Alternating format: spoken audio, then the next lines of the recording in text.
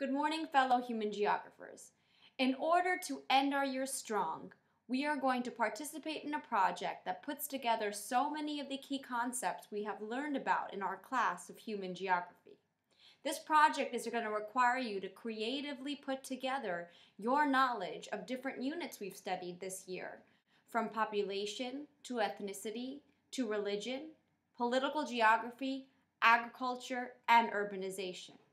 And the concept that will tie all of this together is globalization. In order for you to display your understanding of all of the concepts we've learned in class, I have designed a challenge for each and every one of you. You have been placed in groups, and one of these groups is going to win the challenge. At the end of the challenge, the winning group will receive an automatic A for this marking period, as well as some other undisclosed prizes. The challenge is to create your own state. You might be wondering what that consists of. Creating your own state requires you to critically analyze the information that you have learned this year. In order to create your own state, I have created 8 simple steps for you to follow. The first step will be to determine the shape of your state. This is going to require you to compile your ideas learned in political geography as to how the shapes of different states can impact their stability and prosperity. The second step is going to require you to use your knowledge of geography in determining an ideal location for your state. Will your state locate in a temperate region or a tropical region? Will your state locate in the continent of Europe or the continent of Asia? These are all questions you consider when determining the location of your state. And in determining this location, you must apply logic and knowledge of not only the region's climate, but the region's social, political, and economic welfare as well. The third step will require you to determine the official and national languages of your state. In order to make this project challenging enough and to make it fair to all groups, every single one of you is required to have at least 3 major languages in your state.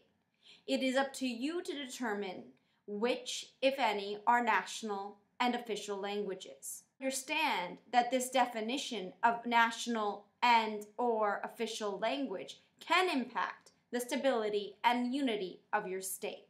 The fourth step will require you to compile ideas you have learned about in cultural geography. You will be required to determine the organization of ethnicities as well as religions in your state. Just as with language, you will be required to have 3 main ethnicities and 3 main religions represented in your state. How will these religions and ethnicities organize? How will each of these ethnicities and religions have autonomy and yet still be unified into one state? The fifth step will require you to apply your knowledge of government system. I mean a unitary government versus a federal government versus a confederacy, which we have learned about in class. What are the pros and cons of each? And which government system would best suit this state that has so many ethnicities, languages, and religions? Will your government have any devolution? And if so, what is the impact of this? You must also determine the size of your cities using rank size rule.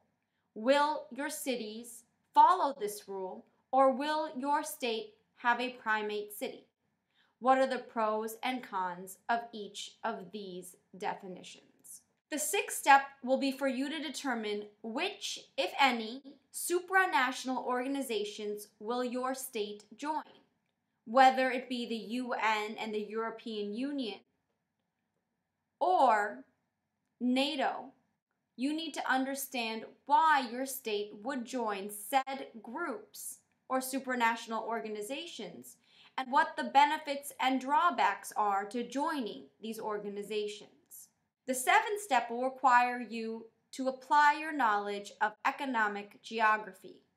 What sectors will your population work in by percentage?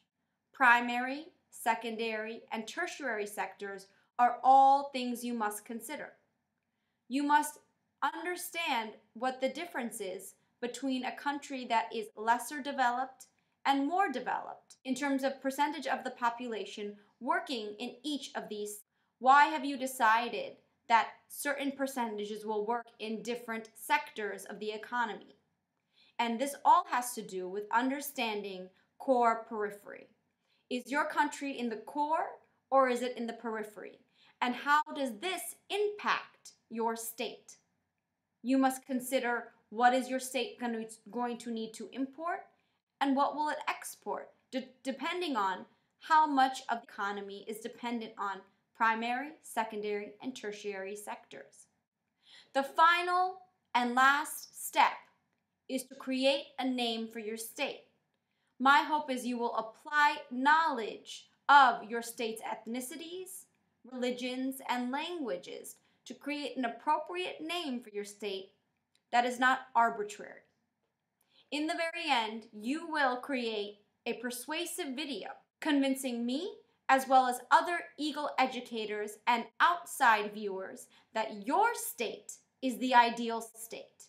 And you will compete for our vote. The group that gets the most votes will win the competition and thus win the prize. Good luck to all. I know you're all going to do a fabulous job.